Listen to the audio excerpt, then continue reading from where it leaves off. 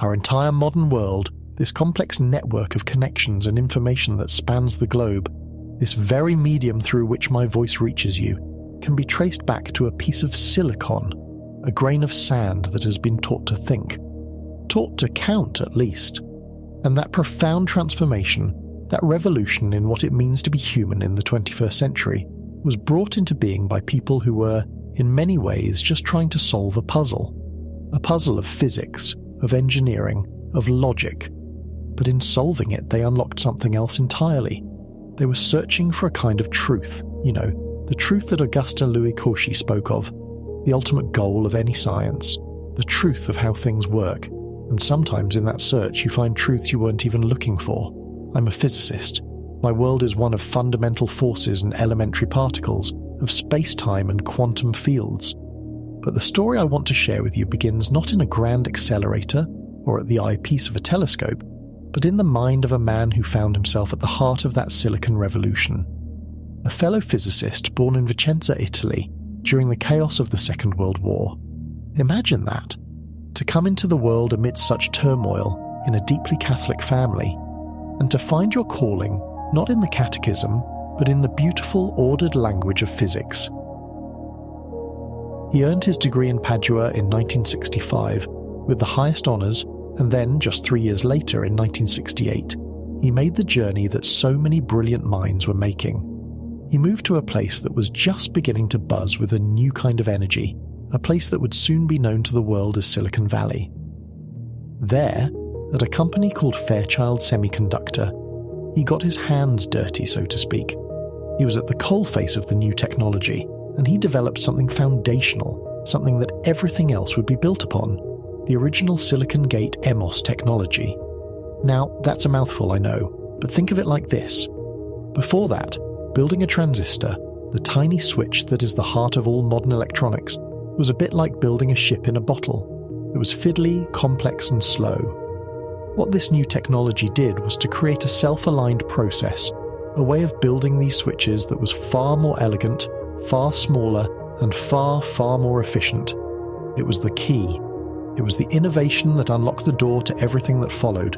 Microprocessors, the memory chips that hold our photos and our thoughts, the digital sensors that capture starlight in our telescopes and our loved ones' faces in our phones. It was the bedrock of the information revolution. From there, he went to a new company, Intel, and in 1970 he led the team that designed the world's very first microprocessor, the Intel 4004, the first computer on a chip. Think about that for a moment. A computer, which in those days was the size of a large room, a behemoth of wires and vacuum tubes, was now shrunk down to something smaller than your thumbnail. It was a paradigm shift. It was as if someone had taken the Great Library of Alexandria and found a way to print it on a single postage stamp. He went on to lead the teams that created its successors, the 8008, the 4040, the 8080. Names that might sound like arcane catalogue numbers now, but they were the engines of a new age. Then, he did what so many in that Valley of Dreams did. He became an entrepreneur. In late 1974, he founded Zilog, the first company in the world dedicated entirely to the microprocessor. His first creation there, the Z80 CPU, became a bestseller. It was so well designed, so robust, that it's still in production today, decades later, an eternity in the world of technology. And you might think, well, that's the story.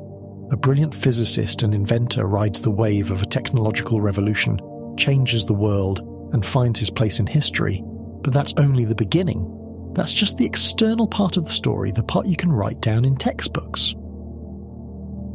The more profound journey was happening elsewhere.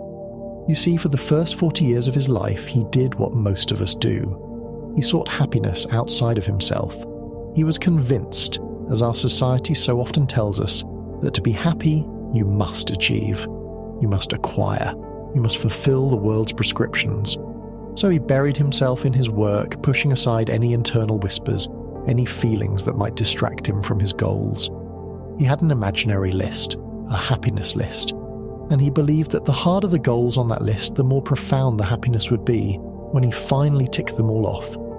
Get the degree, move to the land of opportunity, invent something revolutionary, start a company, make it successful. Tick, tick, tick. He was, in his own words, in a kind of hypnotic trance. He'd embraced the competitive, consumerist vision that dominates our society. He had, in the process, lost the connection with his own emotions, with his inner reality. He was in a trap, the same trap so many of us fall into. We race towards a finish line of our own making, believing that on the other side lies a permanent state of contentment. And the extraordinary thing is, he reached it. He ticked all the boxes, he crossed the finish line. And he took a break from the race, and for the first time he was able to look inside himself. And what he found there wasn't the profound happiness he had been promised. It was a deep suffering that he had been pretending not to feel. And his first reaction was one of profound confusion. What's wrong with me? How is it possible not to be happy when I have achieved everything that should make me so? It's a question that echoes through the human experience, isn't it? The pursuit of an external goal, only to find that its attainment doesn't fill the void we thought it would. It's as if we're navigating by a faulty map, a map that shows treasure where there is none. Simone Weil, the philosopher, said that suffering is a door. We can choose to go through it and learn something, or we can refuse to open it, and then nothing is added to us. Rather, it takes everything away. He had arrived at that door. During this time, his restless scientific mind had turned to a new frontier. In the latter half of the 1980s, he became fascinated by artificial neural networks. He founded another company, Synaptics, to develop analog chips that could emulate these networks. It was a contrarian move. At that time, the experts in artificial intelligence considered neural networks a bad idea, a dead end. But he sensed something profound in them. 25 years later, of course, they became the only practical solution to one of the hardest problems in computing, the recognition of complex patterns. And it was this work, this attempt to build a thinking machine, that brought him face to face with the deepest mystery of all. While studying neuroscience, he wondered if it was possible to build a conscious computer. If materialism, the idea that the physical world is all that exists, was right, as he then believed, the answer had to be yes. A brain is just an incredibly complex biological machine, so a sufficiently complex electronic machine should be able to replicate its most remarkable property, consciousness itself. So he explored all the ways he could think of to achieve such a goal. He reflected deeply on the attributes of awareness, and it didn't take him long to hit a wall so immense, so absolute, that we still haven't found a way over it or around it today. The complete and utter lack of understanding of the nature of sensations, feelings and emotions, what philosophers call qualia, the redness of red, the sweet perfume of a rose, the feeling of warmth from a fire, the heart-wrenching sound of a violin playing a lament. No matter how hard he tried, he could find no way to convert the electrical signals of a computer, the ones and zeros, the flow of electrons through silicon gates he had helped to create, into qualia. Qualia belonged to a different kind of reality, one with no apparent connection to symbols. It was, he felt, like trying to transform the feeling of love one has for a child into a computer program. It's not just difficult. It feels like a category error, a confusion of languages. And he sensed, with a growing certainty, that the cause of his own inner despair, his existential crisis, was deeply connected with this very mystery, the mystery of consciousness. This enigma became the central question of his midlife crisis, and it led him to an experience that would change everything, an unexpected, unsolicited and spontaneous awakening. An experience that made him realize with a certainty that transcended logic that consciousness is fundamental and it is beyond matter. From that point on, he embarked on a new path, a new search for truth, a search that led him to investigate all aspects of reality, even those he had previously taken for granted. He realized that just as he had uncritically accepted religious dogmas as a child, he had also accepted the dogmas of science, replacing one set of unquestioned beliefs with another. So, what was this experience? What could possibly be so profound as to overturn a lifetime of scientific materialistic belief? It happened in December of 1990. He was at Lake Tahoe in California with his family for the Christmas holidays. He woke up around midnight thirsty. He went to the kitchen, poured himself a glass of water, and moved into the living room to contemplate the lake, dark and mysterious under the night sky. He went back to bed, and while waiting for sleep to return, he suddenly felt a powerful rush of energy emerge from his chest, like nothing he had ever experienced before. It was an energy he could not even have imagined was possible. This energy, this alive force, was love. But a love so intense, so incredibly fulfilling, that it surpassed any notion he had previously had of what love could be. And even more surprisingly, the source of this love was himself. He experienced it as a broad beam of shimmering white light, alive and beatific, gushing from his heart with incredible strength. And then, suddenly, that light exploded. It filled the room and expanded to embrace the entire universe with the same white brilliance. And he knew then, without a shadow of a doubt, that this was the substance out of which everything that exists is made.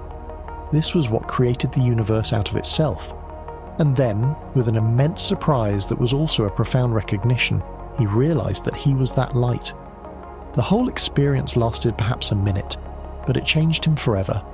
His relationship with the world had always been that of a separate observer.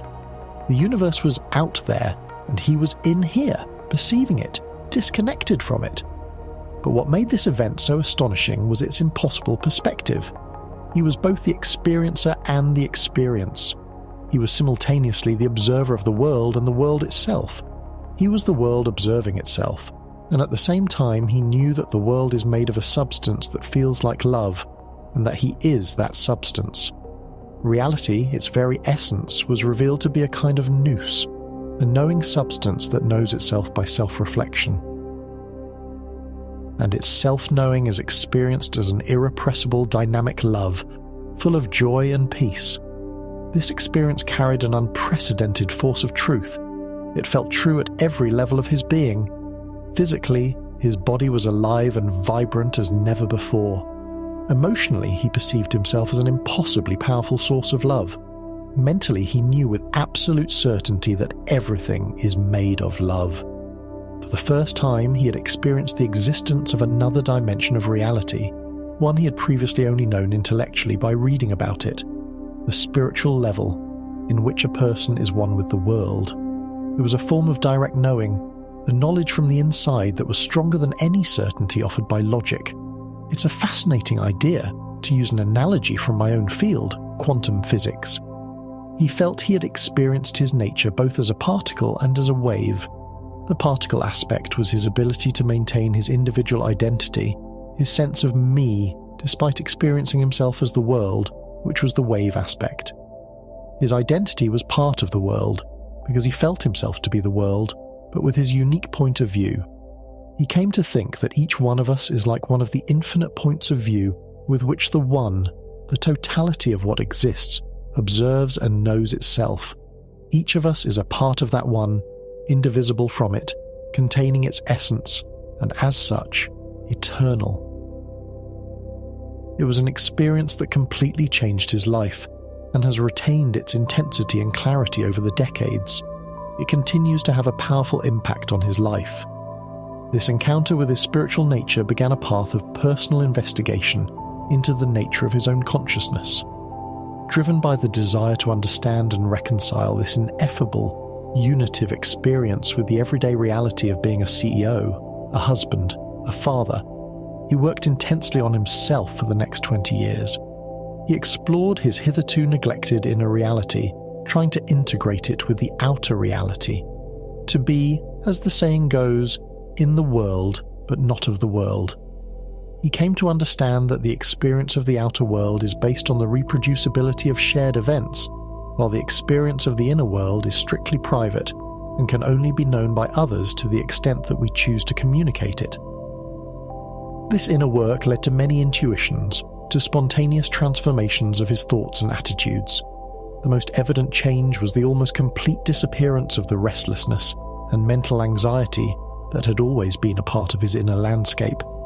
And so he began to question the dominant scientific theory, the theory that describes us as biological machines, similar to computers, because based on the known laws of physics, we should be completely unconscious, just as our computers are. The taste of wine, the scent of a rose, the colour orange, the love for a sun, these things shouldn't exist. No scientist can explain how electrical or biochemical signals in the brain can produce these qualia.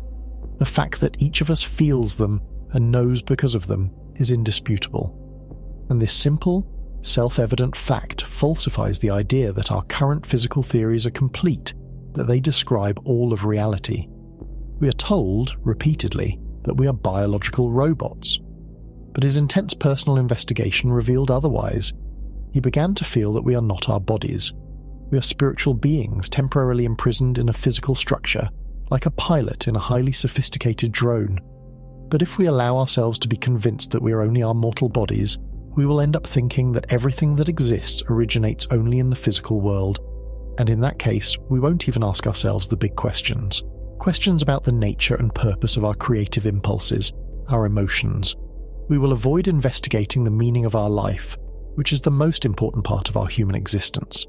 If we believe that inanimate matter can explain all of reality, we are supporting an assumption that is already falsified by the simple, undeniable fact that we are conscious. As he progressed in his study, he gradually realized that if we were to hypothesize that consciousness and free will are irreducible properties of nature, the entire scientific vision of reality would radically change. It would legitimize a profound spirituality with unexpected consequences for both science and spirituality. But how could such a drastic change occur? Science, he believes, should try to answer all our fundamental questions, not eliminate from reality what it cannot explain. So in 2011, he devoted himself full-time to the scientific study of consciousness. He and his wife created the Federico and Elvia Faggin Foundation to support basic research on consciousness, starting from the premise that it is a fundamental and irreducible aspect of reality. The stakes are too high not to seriously consider the hypothesis that consciousness may exist before matter, or perhaps simultaneously with it. If we start from consciousness, free will and creativity as irreducible properties of nature, the whole scientific conception of reality is overturned. In this new vision, the emotional and intuitive parts of life, which are ignored by materialism, return to play a central role. Aristotle said, "To educate the mind without educating the heart means not educating at all." We cannot let physicalism and reductionism define human nature and leave consciousness out of the description of the universe. The premises of physicalism are perfect for describing the mechanical, the symbolic, the informational aspects of reality. But they are completely inadequate to explain the semantic aspects, the meaning. If we insist that these assumptions describe all of reality, we eliminate a priori what distinguishes us from our machines. We erase our consciousness, our freedom, and above all our humanity from the face of the universe. If, on the other hand, we take our inner world seriously and begin to investigate it with love and determination, we will discover a new worldview, a Weltanschauung that promises a creative and cooperative future for humankind, full of profound satisfactions. Life cannot be defined only by its biological aspects, but above all by the triumph of the spiritual nature of the universe which silently guides us. And you know, quantum physics is already telling us that the universe is holistic and creative.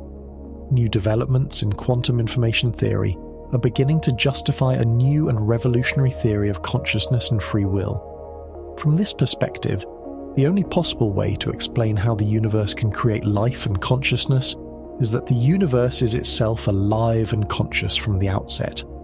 If you take that hypothesis seriously, the entire conception of reality is transformed, with enormous consequences that point to a brilliant and fulfilling future.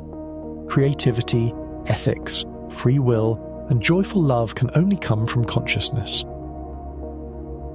The immense mechanical intelligence of our machines will then add tremendous strength to our wisdom. Otherwise, our technology will be used against humankind by those who promote the materialistic vision of the survival of the self-proclaimed fittest. This is not just an academic debate, it's a question about the very future of our species. What if the science we have built, the science that has brought such great benefits, as Giordano Bruno warned centuries ago, ends up turning against us because it failed to help us understand ourselves? This is the question that lies at the heart of this new search for truth. And to begin, we must go back to the beginning, to our understanding of the physical world itself. Because in science, everything is always different from what it would seem according to common sense. That's what Bertolt Brecht wrote in his play about Galileo, and it's profoundly true. We've always asked ourselves, what is the world like? For centuries we believed it consisted of earth, water, air and fire. Simple, tangible. It's only in the last 100 years, with the advent of my own field, quantum physics, that we've made great strides in understanding the nature of reality. We've discovered that matter, which seems so solid and compact to our senses, is instead made of vibratory energy. And in the last 20 years, we've come to understand that everything is made up of quantum information. Yet we still don't have a theory that can give us a consistent vision of the world, one that marries general relativity with quantum physics. The hypothesis that the universe has been conscious and has had free will forever is a bold one. But if it's true, then nothing is as it appears. Not only is the world much different than we imagined, but reality is even more unbelievable and fantastic than we ever thought possible, because the evolution of the universe would reflect its ever-increasing self-knowing. Think about the dawn of science. For millennia, Homo sapiens lived a nomadic existence. Then, about 10,000 years ago, a flash of intuition. We learned to domesticate vegetation. Agriculture was born. We settled into communities. Different professions arose.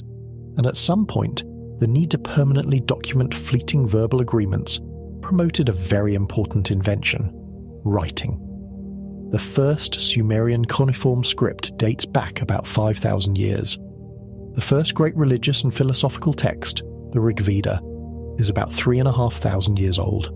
Writing allowed us to record thoughts and ideas, to reflect on them, to develop them. A nearly impossible task given the limited memory of our minds. Written thoughts could be copied, shared, and spread beyond the fading boundaries of the spoken word. It was a necessary step for cooperative thinking, for logic, for rationality. About 2,500 years ago, Greek philosophers developed rational thinking to a level never seen before. Pythagoras gave us the foundations of physics and mathematics. 2 centuries later, Euclid's Elements founded axiomatic mathematics. But it took almost 2,000 years more for experimental science to be born, thanks to the awakening of humankind during the Renaissance. Science and mathematics allowed us to regain freedom of thought after a long period dominated by religious dogma. The scientific method was born with the courageous ideas of Copernicus, Galileo, and Newton. By using observations, mathematical reasoning, and carefully crafted experiments to validate hypotheses, this method allowed unprecedented progress. Just as matter transformed by writing could reflect our ideas back to us, so matter could reveal its own functioning to curious minds who knew what questions to ask. Mathematics made it possible to precisely formulate the abstract models that matter followed. Over its 4 centuries of existence, physics has immensely clarified our ideas about how the physical world works. It is rooted in experimental proof. A mathematical theory must be verified or falsified by experiment. The experiment always has the last word, no matter how elegant the theory. As Einstein said, "No amount of experiments will ever prove me right. A single experiment can prove me wrong." This pragmatism led to constant progress, especially when new experiments showed anomalies that couldn't be explained by existing theories. It's a process similar to variation and selection in biology. The theory that survives the selection of many experiments becomes the winning one. Until the late 19th century, classical physics provided the concepts and laws that fueled the Industrial Revolution. Then, in the 30s and 40s of the 20th century, it gave birth to the Information Age, based on the fertile idea of the computer. Computer technology then blossomed thanks to the solid-state microelectronics that emerged from quantum physics applied to crystals. Each era rests on the shoulders of the previous one, and the new one is transforming our way of living even more rapidly than the Industrial Revolution that preceded it. So what was this worldview of classical physics? Well, in the early 16th century, Copernicus's heliocentric system found experimental confirmation in the work of Galileo. He turned the newly invented telescope to the sky and discovered 4 satellites orbiting Jupiter and the phases of Venus. This was incontrovertible evidence that not all celestial bodies revolve around the Earth. Galileo gave us the first clear demonstration of the scientific method. He stated that the physical world follows natural laws that can be expressed in the language of mathematics, and that these theories must be tested experimentally. He also postulated the invariance of physical laws in any inertial reference frame. Isaac Newton, born the same year Galileo died, conceived the bold idea that the physical laws valid on Earth should apply throughout the universe. This allowed him to formulate the law of universal gravitation and to extend Galileo's mechanics with precise definitions of space, time, mass, force, and energy. Starting from a purely mathematical theory, Newton then proved Kepler's empirical laws describing the motion of the planets. He even invented a new field of mathematics, differential calculus, to do it. This was the first example of theoretical physics, of doing science starting from a general mathematical theory from which any particular case could be derived. It was an exceptionally fruitful paradigm. The success of Newtonian mechanics provided the basis for a technology that was no longer empirical, but based on solid mathematical foundations, fueling the Industrial Revolution. The scientific method became the new way of investigating nature. Rationality and experimental evidence superseded speculative and intuitive thinking. Scientific positivism became the new creed, founded on reductionism, materialism, and an absolute faith in mathematical logic. This vision allowed us to study complex systems with great success by reducing them to the sum of their parts. This intellectual euphoria was captured by Pierre-Simon Laplace in 1814. He imagined an intellect, a demon, that at a certain moment knew all the forces in nature and the positions of all the elements. If this intellect were vast enough, it could embrace in a single formula the movements of the largest bodies in the universe and the smallest atom. For such an intellect, nothing would be uncertain, and the future, like the past, would be present before its eyes. This position of extreme determinism and reductionism was also used to claim that free will is an illusion. And this point of view is still prevalent today among many scientists and philosophers, despite the indeterministic, probabilistic, and holistic character of quantum physics. The 19th century marked the maturation of classical physics with thermodynamics, statistical mechanics, and electromagnetism. The latter was a completely new field. The discovery of electromagnetic waves as oscillations of an energy field marked the triumph of classical theoretical physics. Their existence was first predicted by James Clerk Maxwell's equations in 1865 and experimentally verified by Heinrich Rudolf Hertz in 1887. Electromagnetism changed our fundamental ideas about the physical world, which had been considered essentially mechanical. So at the end of the 19th century, the worldview was pretty clear. The physical world is all that exists, and its existence is independent of the observer. Reality is created by the interactions of particles of matter in space and time. Space and time are independent and absolute. The behavior of a complex system can be completely described as the sum of its parts. If we know the initial conditions, we can predict its entire evolution. We live in a static, closed universe where entropy, or disorder, is constantly increasing. You can observe the world without disturbing it, and mathematics can give us a true and comprehensive description of reality. It was a neat, tidy, clockwork universe, and many were convinced that classical physics would be able to fully explain the nature of life and consciousness using the same methods. It's like that Thornton Wilder story about the bridge of San Luis Rey in Peru. An ancient, beautiful bridge, part of the things that last forever. It was unthinkable that it could break. And then, one Friday at noon, it fell apart. At the end of the 19th century, the assumptions of classical physics seemed like universal truths, solid and unassailable. The famous physicist Lord Kelvin had stated, "By now there is nothing new to discover in physics. All that's left to do is more and more precise measurements." And this certainty, some would say arrogance, was expressed despite the presence of a few anomalies, a few cracks in the edifice that classical physics could not explain. And these cracks were about to cause the collapse of the entire intellectual structure.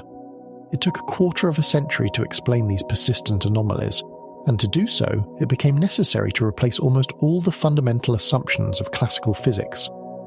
This profound revision led us to special and general relativity and to quantum mechanics, a new physics that replaced determinism and reductionism with indeterminism and holism.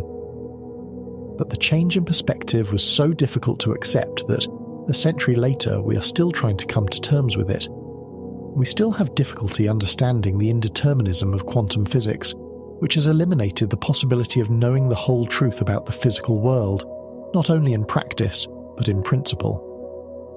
The interpretation of reality provided by classical physics could not have been more wrong. So what were these anomalies? In 1899, there were three main phenomena that were unexplainable: blackbody radiation, the photoelectric effect, and the Lorentz transformations. Blackbody radiation refers to the spectrum of light emitted by a hot object. According to classical physics, the amount of radiation should have increased without limit as the frequency increased. But what was measured tended to zero. This was called the ultraviolet catastrophe. In the year 1900, Max Planck solved this mystery, at least mathematically, with a strange device.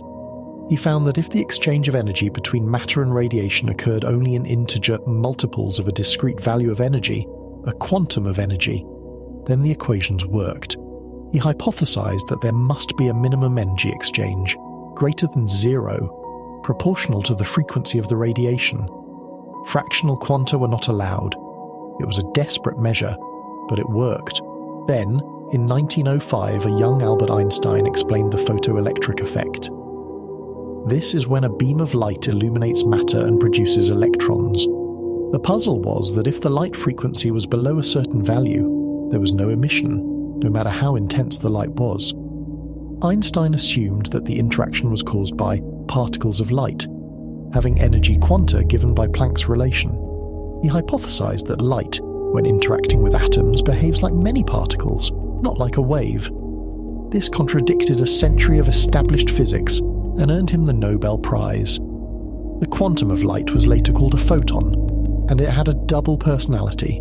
It acted both as a particle and as a wave. It was deeply disturbing. According to Einstein, the energy needed to extract an electron from an atom had to come from a single collision with a particle of light whose quantum of energy was equal to or greater than the required amount. It couldn't be a sum of smaller quanta. This explained why there was a threshold that depended only on the frequency, not the intensity. The profound impact was to show that light was composed of individual photons that didn't lose their individuality when added together. Also in 1905, Einstein explained the mysterious Lorentz transformations. These equations described how objects moving close to the speed of light seemed to violate the simple Galilean rules of motion. He solved this elegantly by assuming that the speed of light, c, is the same in all inertial frames of reference. The consequences were devastating. Time and space, considered independent and absolute since Newton, were found to depend on the relative velocity between observer and observed. As their relative speed approached c, time slowed down and lengths shortened. No material object could reach the speed of light because its mass would increase without limit. The very notion of simultaneity was not absolute. Two events that one observer experiences as happening at the same time, another observer in motion might experience as happening at different times. Causality itself lost its absolute status. And finally, he discovered that mass and energy are proportional. According to the famous relation E equals mc squared, the mass of a resting particle is therefore energy, confined into a microscopic portion of space. After 1905, physics could never be the same, and the revelations kept coming. In 1911, Ernest Rutherford discovered that the atom, considered a solid and indivisible particle since Democritus, was almost empty space, a tiny nucleus surrounded by electrons like a miniature solar system. 2 years later, Niels Bohr explained the discrete spectrum of light emitted by a hydrogen atom by combining Maxwell's equations, Rutherford's discoveries, and Einstein's photon in a semi-classical theory. Once again, the incredible fecundity of Planck's quantum of action was confirmed. In 1915, Einstein completed his theory of general relativity. showing that the gravitational force could be explained as a geometric effect on spacetime due to the mass of objects. A planet orbiting a star is actually moving in a straight line, but in a space that is curved by the star's enormous mass. As the physicist John Archibald Wheeler put it, spacetime tells matter how to move, matter tells spacetime how to bend. The global distribution of matter affects the local properties of spacetime, and the local properties of spacetime determine how matter moves. It's a feedback loop. The whole influences the parts, and the parts influence the whole. This contradicts classical physics, where only the parts determine the behavior of the whole. Then came quantum mechanics. In 1926, Erwin Schrödinger extended the principle of minimum action to the quantum reality, and his wave equation gave birth to the field. The solutions of his equation, the wave functions, represent the temporal evolution of the state of a system, and the square of the absolute value of the wave function defines the probability of finding a particle in a certain region of space. We owe this probabilistic interpretation to Max Born. 2 years later, Werner Heisenberg postulated the uncertainty principle. It's a mathematical relationship that shows the impossibility of measuring two conjugate variables, like the position and momentum of a particle, with arbitrary precision. The precious determinism of classical physics was falsified at its very core.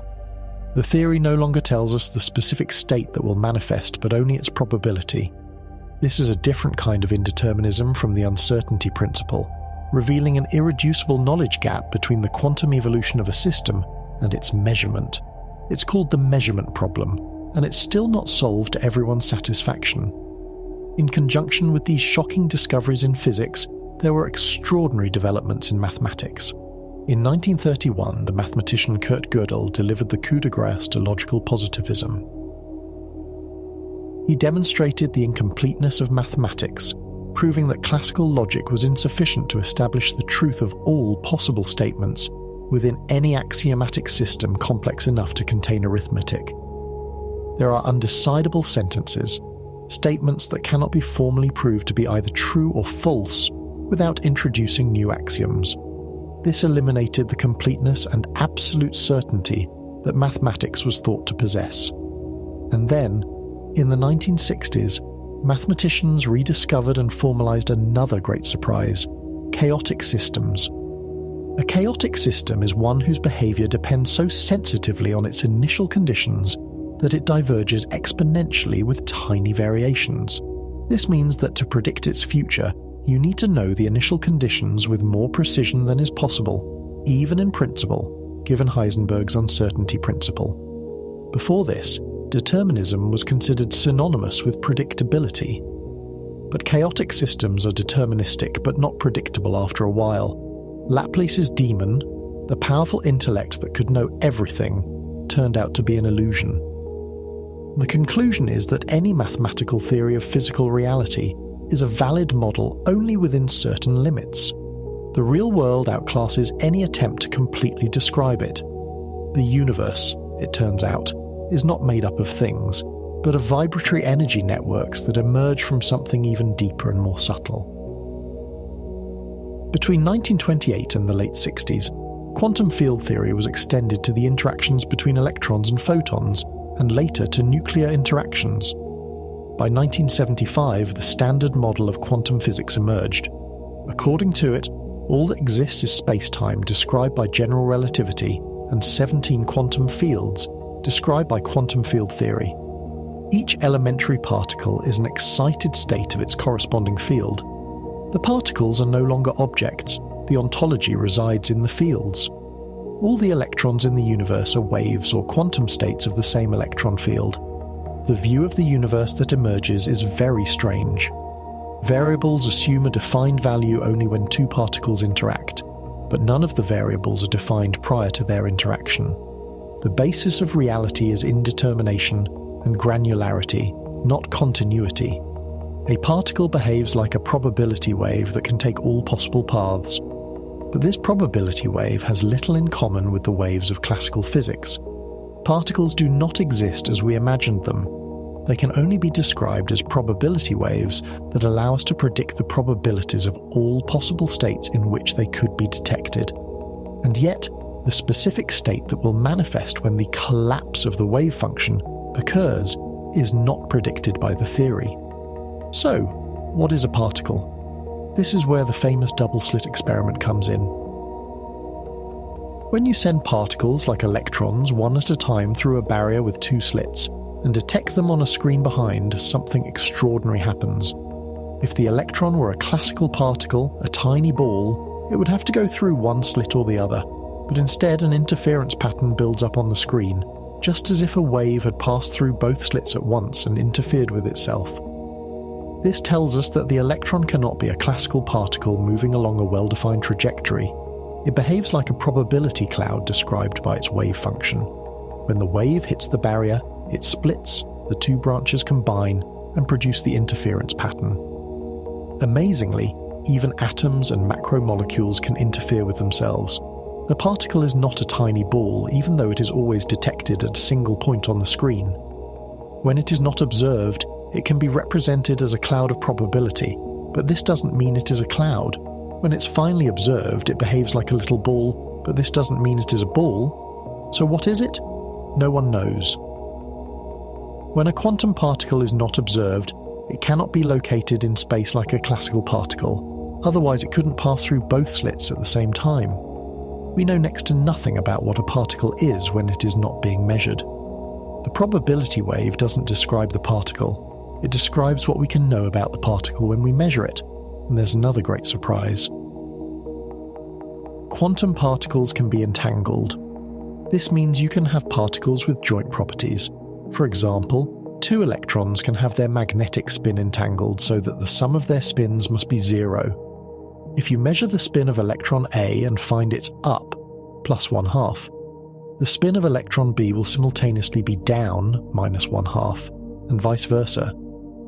The strange thing is that when you measure the spin of A, the outcome is random, like flipping a coin. But somehow, B instantly knows the result regardless of its distance from A. The principle of locality is no longer respected. No influence should move faster than the speed of light. Yet this phenomenon cannot be exploited to communicate faster than light, because you have no control over the message. The only way to explain it is that the state of the two systems cannot exist prior to the measurement. It must be created during the measurement process. This property is called non-locality. It's as if the two particles were a single system manifesting in two different positions, as if space didn't exist. Entanglement is telling us that space-time may not be what we generally imagine it to be. So the worldview of quantum physics is extraordinary. Nature is discrete, not continuous. Particles appear in space-time only when fields are excited or interact. They don't exist as objects. Indeterminism is an irreducible property of nature. When a quantum system is measured, its many possible states collapse into a single reality in our physical world, but the specific state that will occur cannot be predicted. Non-locality reveals the existence of a totality that cannot be divided into separable parts. This whole is more than the sum of its parts. Reality is one. Its existence is manifested in the interactions with observers that are indivisible parts of the same reality. The idea that reality exists whether we observe it or not, realism, is false. As John Archibald Wheeler said, no phenomenon is a phenomenon until it is an observed phenomenon. He suggested replacing the term observer with participant to indicate the radically new role of consciousness in physics. It is possible, he wondered, that the universe, in a strange sense, is brought to light by the participation of those who participate. This brings us to a new monistic conception of the universe, not materialism, where mind derives from matter, nor idealism, where matter derives from mind, but another position where mind and matter are two irreducible aspects of the same reality, like two sides of the same coin, a form of panpsychism. The universe, in its essence, must contain the seeds of both. Mind and matter are like the inner and outer surfaces of a sphere, and the ontology, the reality, belongs to the whole sphere. Current physics describes the outer physical reality, what we call matter. But perhaps physics also needs to deal with the interiority of reality, what we call mind, which includes consciousness, free will, and life. But how do we know any of this? It always starts from our conscious experience of the world, our desire to understand, and our ability to reason. We make assumptions, create abstract models, construct theories, and make predictions. If the predictions don't correspond to experience, we go back and change something. But what about the axioms, the starting points? In mathematics, they come from our intuition, a mystery in itself. They are assumed to be true without proof because they are held to be self-evident. But what is self-evident to us might not be to a monkey or a computer. And quantum theory has shown us that the reality of classical physics, considered almost universally self-evident a century ago, was a great self-deception. So how do we choose the new axioms when the world ceases to behave in a self-evident way? This leads us to the distinction between semantic and symbolic knowledge. I know I exist because I am aware of knowing that I exist. This is direct semantic knowledge. It refers to my own private experience. A machine, on the other hand, knows without knowing that it knows. Its knowing is unconscious and mechanical. It is simply information, meaningless symbols linked to other information or actions. There is no conscious self-reflection, no self, no pause for reflection between symbol and action. Only in our consciousness can we find the meaning of symbols and the free will to choose differently. Semantic knowledge is a property of a conscious entity. It is not a property of a machine, and this is what consciousness is good for. Without it, we would be acting as a robot, and life would have no meaning. How can consciousness arise somehow when the complexity of a classical system becomes big enough? How can complexity generate consciousness and free will from a deterministic system? Complexity might be a necessary condition to harbour consciousness, but not to create it. Each of us can say, "I am conscious," not because we repeat a collection of bits from memory, but because the meaning of that sentence exists prior to the words we pronounce. And consciousness is what allows us to know that meaning. It's a crucial distinction to make, especially now, as we build machines of ever-increasing complexity. I remember as a kid being fascinated by steam locomotives. Later my interest shifted to computers, those mysterious rooms full of flashing lights. I could never have imagined that 10 years later I would create the technology that would allow an entire computer to be integrated onto a small silicon crystal and then use that to design the world's first microprocessor. Computers and robots are among the most complex systems we can build, and they are, by design, classical deterministic machines. This is in stark contrast to living organisms, which are both quantum and classical systems, and the widespread opinion that living organisms are just classical machines based on biology instead of silicon could not be more wrong. Before electricity, all machines were mechanical. The energy came from wind, water, or muscle. The steam engine ignited the Industrial Revolution. Then came the discovery of electromagnetism, and a new form of energy that acted without any apparent physical movement. With it, we could carry information, not just energy. First the telegraph, with its binary Morse code, then the telephone, with its analog signal. Electronics was born with the invention of the triode vacuum tube in 1906. It was the bulky forerunner of the transistor, which was invented in 1947. Today, the space occupied by a single triode could contain an entire computer system made of more than 10 trillion transistors. We've gone from speeding up human calculations by 100 times with clunky electromechanical calculators to nearly a quadrillion times with a silent monolithic microchip, where nothing moves but electrical signals travelling at close to the speed of light. And what makes computers so powerful is that they are universal machines. They are general purpose. The same machine can perform an almost infinite number of different functions. This is due to the separation of the physical machine, the hardware, from the program, the software. The hardware can't do anything without the software, which is a sequence of commands, a program written in a binary language of zeros and ones. A bit represents the smallest amount of information possible, a single distinction. The hardware only has to reliably distinguish between these two states. The meaning of those states is known only to the programmer, not to the computer. The bit is an idea, and its physical representation requires a robust method to ensure the correct recognition of the two states. The bit level is the semantic level of the computer, but it's semantic only for us. Nowhere inside the chip is there a 0 or a 1. The computer is a physical structure in which an energy pattern created by the human mind has been organized in such a form that matter is forced to act in accordance with that pattern. It's a bridge between mind and matter. But its operation is extremely fragile. A single wrong bit can turn a seemingly intelligent machine into a useless box. Within a deterministic machine, there is no free will. Its decisions are algorithmic. It can incorporate randomness from the outside, from quantum events or human choices, but it has no creativity of its own. Meaning, understanding and free will decisions do not exist within a computer. A computer is a reductionistic system. It's built with separable parts. You can, in principle, disassemble it and reassemble it to fully restore its operation. But a living cell is not like that. A cell is a quantum classical dynamical system.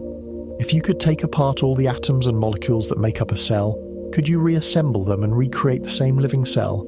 No one knows how to do this. As Richard Feynman said, "What I cannot build, I cannot understand." We can build a computer, but no one has ever built a cell from its atoms. A machine must be built in its entirety before it can be switched on. A living organism is built alive and only shuts down once when it dies. An organism is never finished. It is always in a state of becoming. A human egg transforms into a fetus, a child, an adult, always changing, never the same physical entity from one instant to the next. The computer hardware remains the same from the moment it leaves the factory. Life is like a flame that produces other flames by dividing itself.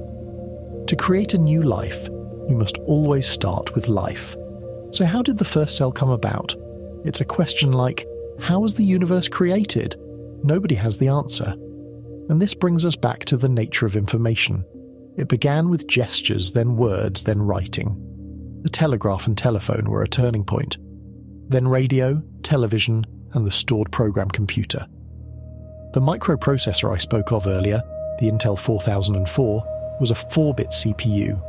3 years later, a computer with performance comparable to the UNIVAC one, a room-sized machine from the 1950s, could be made on a small printed circuit board.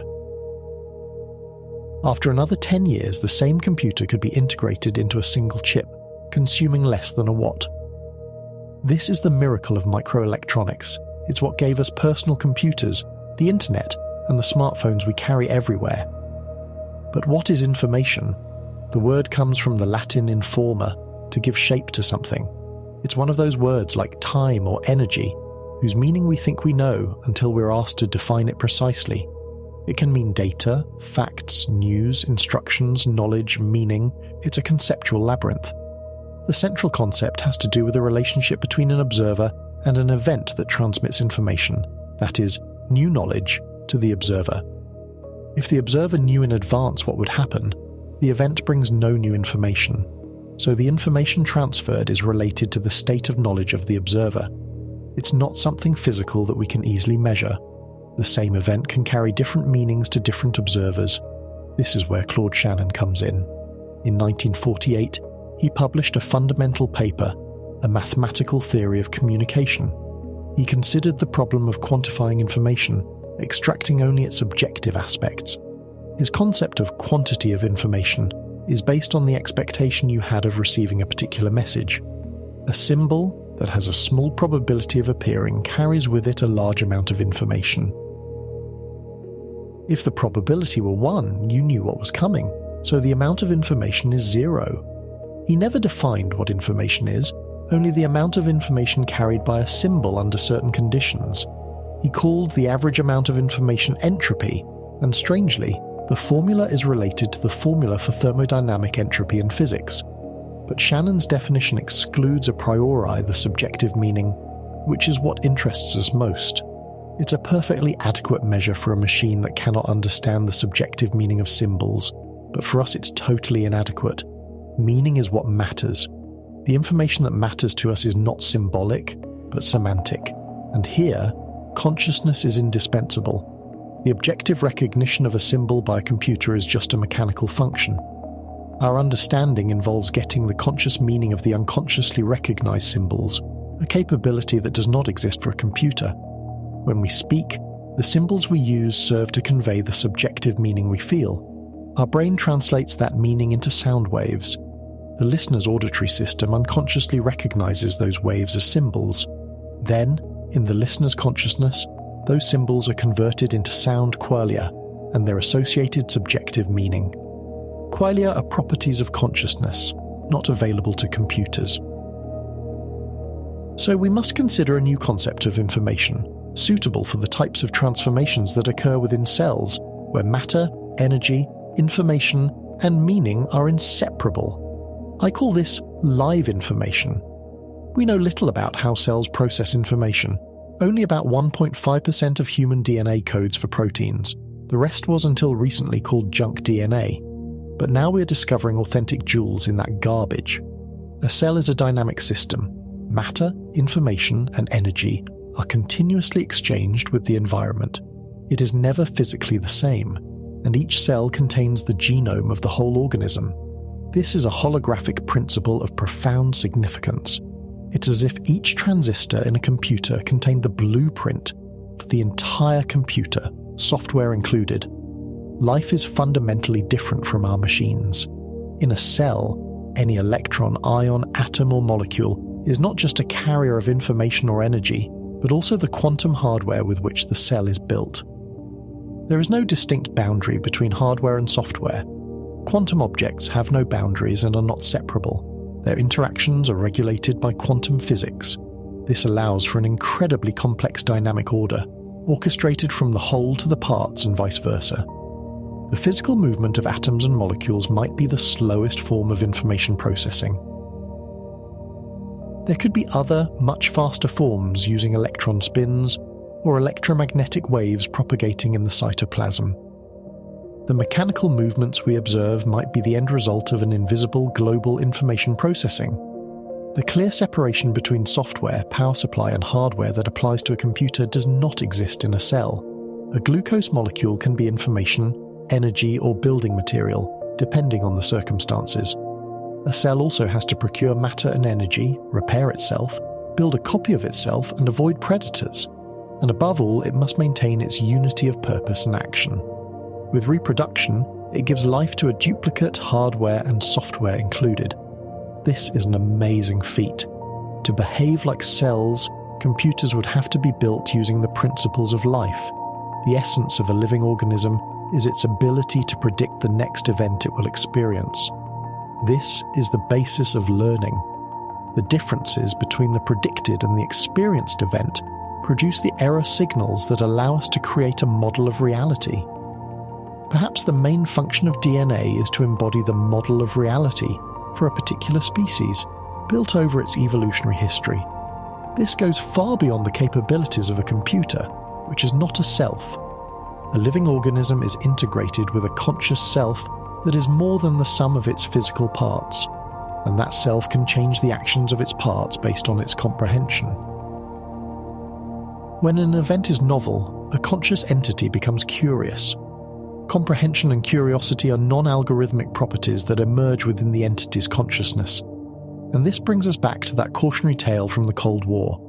On the 26th of September 1983, the world was saved from nuclear disaster by Lieutenant Colonel Stanislav Petrov. He didn't trust the data from the satellites announcing an imminent missile attack from the US. His intuition told him it was a mistake. He didn't communicate the attack to his superiors, and he saved the planet. What would have happened if a soldier trained to obey without question was on duty? Or worse, a robot? It is consciousness that comprehends, and through the organism it has a first-person experience of itself and the world. The physical changes in the organism follow the comprehension achieved by consciousness. So, this live information is the informational, energetic, and material aspect of living organisms that can only be explained with quantum physics. The classical concept of a particle as an object doesn't exist in quantum physics. Life has been studied as if it were the result of interactions of biochemical molecules imagined as classical objects, despite the evidence that even large molecules can interfere with themselves. We must go beyond our reductionist prejudices. We are not computers, we are creators of computers. And perhaps we need a new vision, a new model of reality to truly understand the difference. If we start from the premise that the physicalist vision is incomplete, we are left with those fundamental unanswered questions. The problem of creation: why is there something rather than nothing? The problem of order: why is there order instead of chaos? The problem of life, of consciousness, of free will. Science tries to solve these by postulating a unified field and an immutable law. But this is just postulating a miracle to explain the order.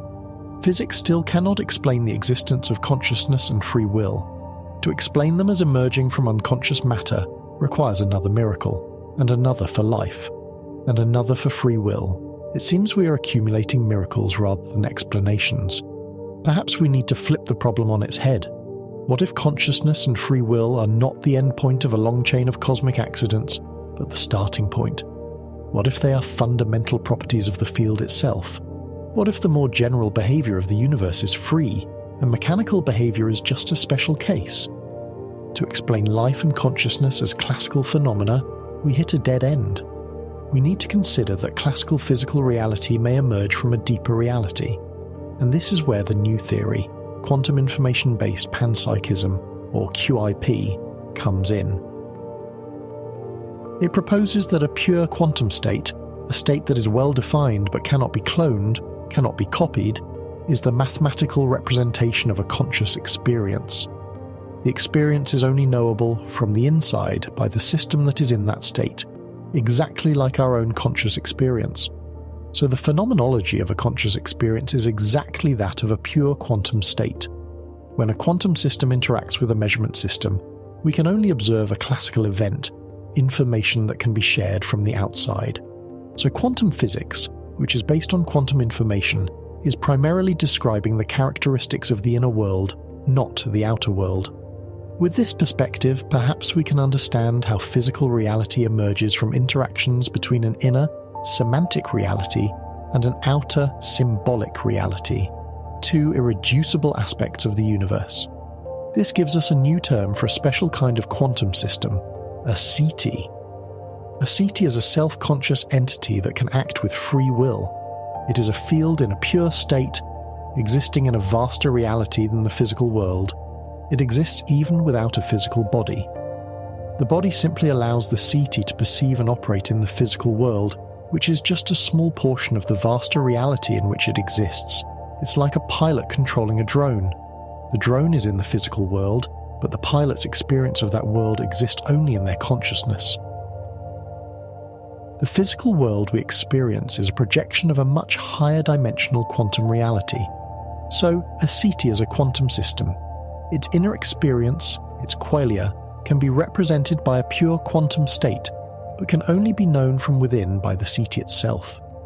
A mathematical theory of reality can never fully describe the ultimate reality of conscious experiences. Free will implies creative choices that cannot be determined by any algorithm. And this brings us back to the problem of order and the laws of physics.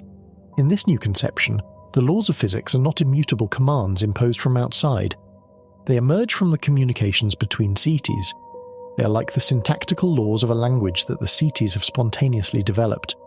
They obey the laws not because they are forced to, but because they want to communicate, and to communicate they must follow the rules of the common language they have jointly created. This allows for an open, becoming universe, whose future is not determined a priori. Quantum entanglement provides the proof that classical states cannot exist prior to the quantum transformations that manifest them. This is exactly the necessary condition for free will. This new model proposes a creative principle at the heart of the universe. 1. The totality of what exists wants to know itself, to fulfill itself, to enjoy and love its own existence. And to do this, it creates seities, parts, whole of itself, each with the same desire and freedom to know itself. Each of us is one of the countless conscious perspectives through which one knows and realizes itself. We carry within us the genome of one, just as each cell in our body carries the genome of the entire body. Creation is the manifestation of this continuous endeavor, and to know is to love. The more self-knowing increases, the more love increases, and this solves the combination problem of panpsychism. Consciousness is a quantum property of a field, not a property of the states of a field. The sodium setie, a field, can combine with the chlorine setie to give birth to a sodium chloride setie, a new field with entirely new properties. The two original seities don't cease to exist. They have given birth to something new. This is possible because of the quantum properties of superposition and entanglement.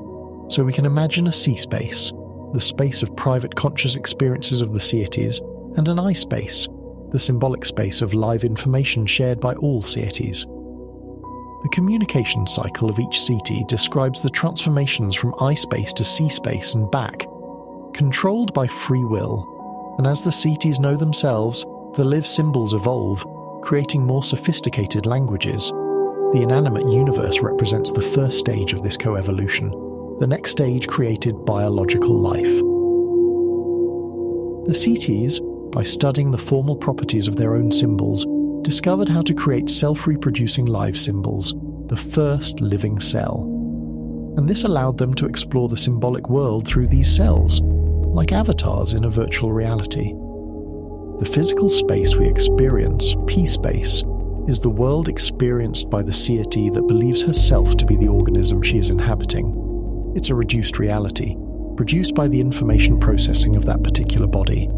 And when the organism dies, the seity wakes up from this vivid dream, returning to the vaster reality from which she never really left. We are seities that interact with the physical world through our quantum classical bodies. In early childhood, our consciousness is conditioned to perceive the symbols produced by the body as reality, making us forget our native reality. We identify with the body, and the ego is separated from the seity.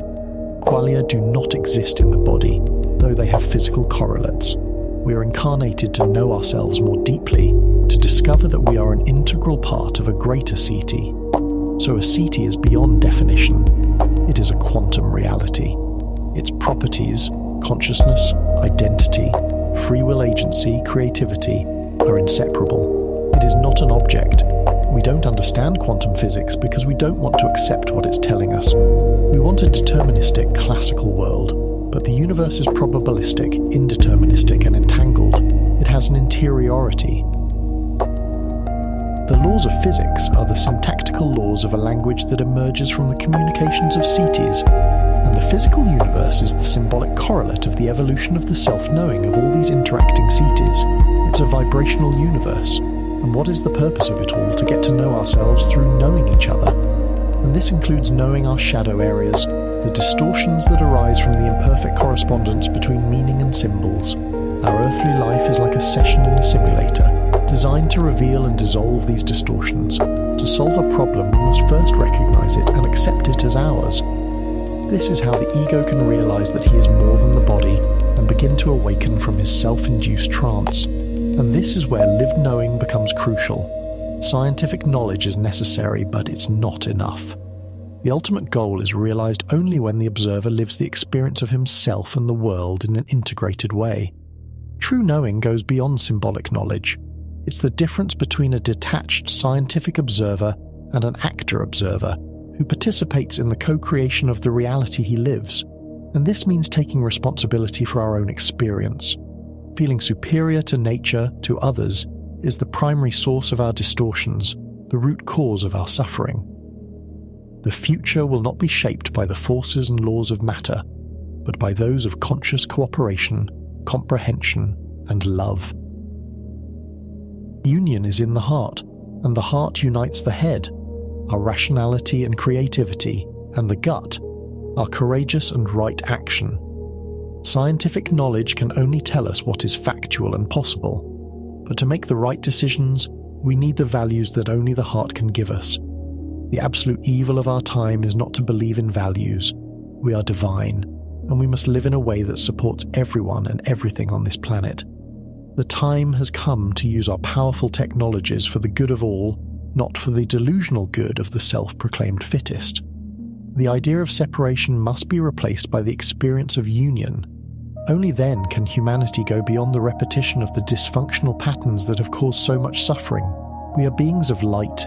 We are here to learn and grow. We are here to learn to collectively create new worlds, operating at a much higher level of cooperation, creativity, and fulfillment. The possibility of experiencing our true nature is already supported by the enlightened personal experiences of millions of people. If we open ourselves to this potential, we may soon experience an unsuspected unity in our lives. Because lived knowing is the goal, rationality is not enough. The experience of music is not just the frequency spectrum of air vibrations. The music is between the notes. It's the meaning, the emotion, the joy. And so it is with the universe. Its meaning is not in the symbols, the particles, the laws. It's in the lived experience of the seities who are its authors, its actors, and its audience. And we are them. The symbols, the physical reality, are the emergent property of conscious quantum systems, not the other way around. Consciousness has always been guiding the evolution of the universe, and that is what ultimately matters. The joy that is the source of all creation, the love that moves the sun and the other stars, and the dawning realization that it is all and has always been within us.